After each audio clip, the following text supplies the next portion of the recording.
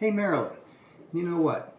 I'm willing to bet there's a lot of people that are thinking of living in Pittsburgh, moving to Pittsburgh, or have to relocate to Pittsburgh. That's a very good possibility, Dale. So today we're going to talk about the pros and the cons of Pittsburgh. And subscribe to our channel so you don't miss an episode.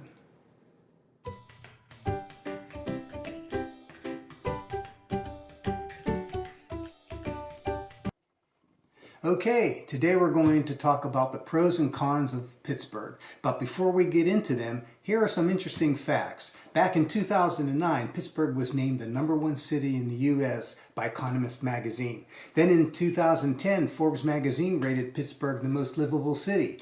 Fast forward to 2019, Pittsburgh again got the top 10 at number 3 and number 34 in the world, again by Economist magazine. Now we're going to cover the pros and the cons that we feel will help you in the event that you live in Pittsburgh or are contemplating a move here. Okay, let's start out with the pros. Here's a list of the pros that we will be talking about. Number 1, cost of living and housing market is much lower in Pittsburgh than most cities. The cost of housing in the Steel City is overall quite a bit lower than the national average. The median apartment rent is a stunning $700 a month, and if you've ever lived in a big city, you know that's quite a deal. Buying a house in Pittsburgh is also quite affordable as well, as long as you are not looking for new construction. The average home costs come in just under $145,000. That's 47% lower than the national average. In general, Pittsburgh and its surrounding suburbs continually rank among the top 50 most affordable cities in the nation for housing. There are certainly neighborhoods with homes upwards towards $1 million, but overall, the housing market in Pittsburgh is very affordable. Number 2, lots of parks and nature for picnics, bike trails, hiking, water trails. The Allegheny County parks offer over 180 miles of trails throughout 9 parks. Pittsburgh's unique topographical blend of steep, windy hills and flat river areas make it one of the best cities for cycling enthusiasts. The Great Allegheny Passage Rail Trail offers 150 miles of hiking and biking between Cumberland, Maryland and Pittsburgh. Pittsburgh sits at a unique confluence of rivers, unlike any other in the world, and its diversity is more abundant than any other state, except Alaska. There are 3 rivers that meet in Pittsburgh and are a vast watershed of more than a dozen unique creeks and river systems that include more than 30,000 miles of rivers and streams extending into New York and West Virginia. For water enthusiasts, please be sure to stop by the Ohio State Park, where the Youghiogheny River boasts Class 3 and Class 4 rapids and is considered to be one of the best whitewaters in the East. Check out Whitewater Adventures website and Laurel Highlands River Tours website for more information about the rapids. Number 3, Pittsburgh has a great cultural area. That includes plays, concerts, museums, and symphonies, plus a lot of fantastic universities. University of Pittsburgh, Carnegie Mellon, Duquesne University, and Penn State, just to name a few. There's also Phipps Conservatory and Botanical Gardens. The Phipps Conservatory was founded in 1893 as a gift from Henry Phipps, Jr. to the city of Pittsburgh. The conservatory was designed by Lord Burnham for a fee of $100,000. Carnegie Museum of Natural History and Carnegie Science Center. Carnegie Museums of Pittsburgh are 4 museums that are operated by the Carnegie Institute headquartered in the Carnegie Institute complex in the Oakland neighborhood part of the city of Pittsburgh. Cathedral Learning.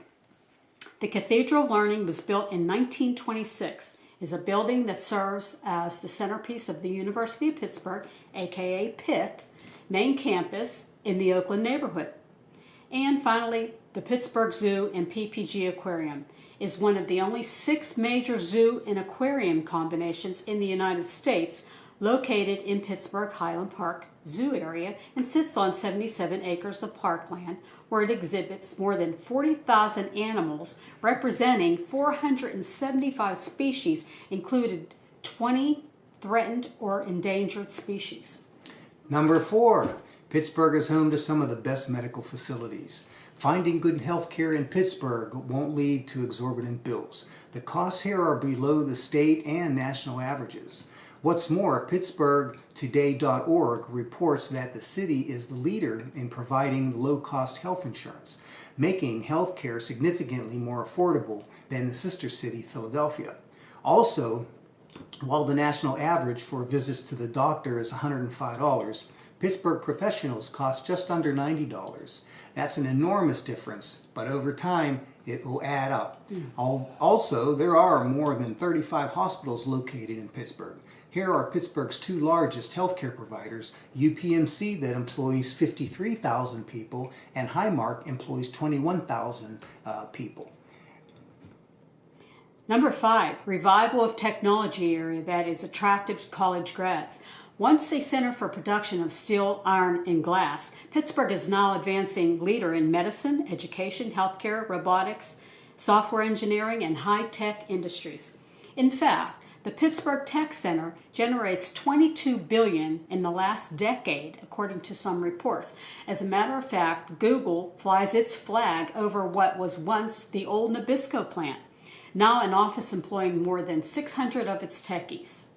Okay, with the good, there's the bad. Here are some of Pittsburgh's cons.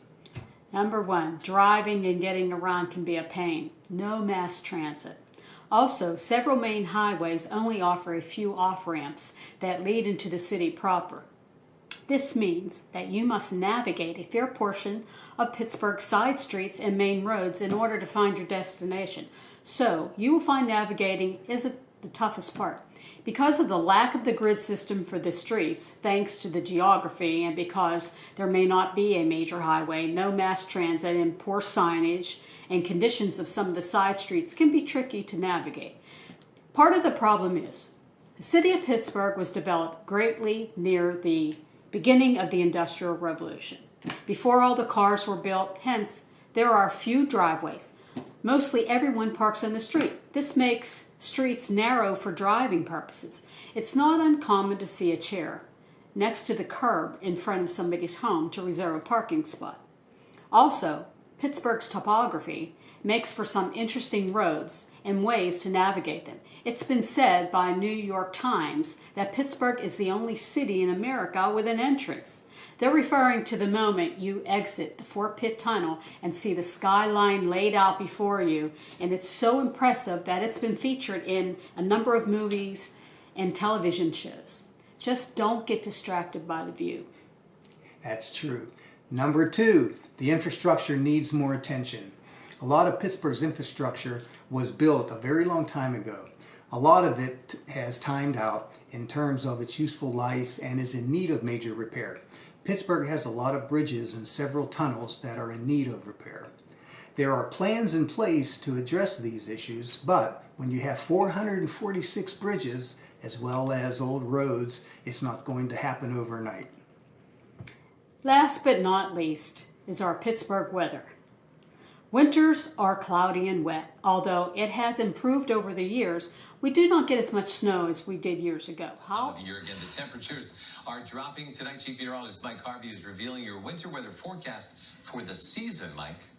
That's right. We're going to go over temperatures here quickly. It's going to be a La Nina year, which is good news if you like warm temperatures. We are going to have above normal temperatures for much of the season as we go through the winter. So a little bit warmer than we normally have as far as the totals that we have out there. In November, we're looking at 1 inch of snow, 7 in December, 10 in each of January and February, 6 inches of snow in March. Typically, we have around 41, 42 inches of snow.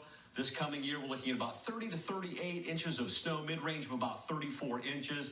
The normal snowfall, 42 inches. So we're going to be about 8 inches below the normal that we would see in a typical year. Years ago. However, the weather can change in a second, and it can go from raining to clear skies in a blink of an eye.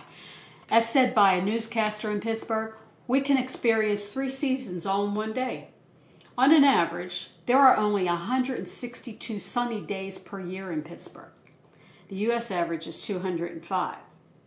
Pittsburgh also gets some kind of precipitation on an average of 140 days per year. So, there you have it. Our final thoughts are, weather is not perfect. However, winters are becoming less severe and Pittsburgh can be a challenge to get around. We feel the pros outweigh the cons. There are a lot of amenities to living in Pittsburgh, as you will see in some of our previous videos in our channel, such as the 10 things to know about living in Pittsburgh. So you never miss an episode, please subscribe to our channel.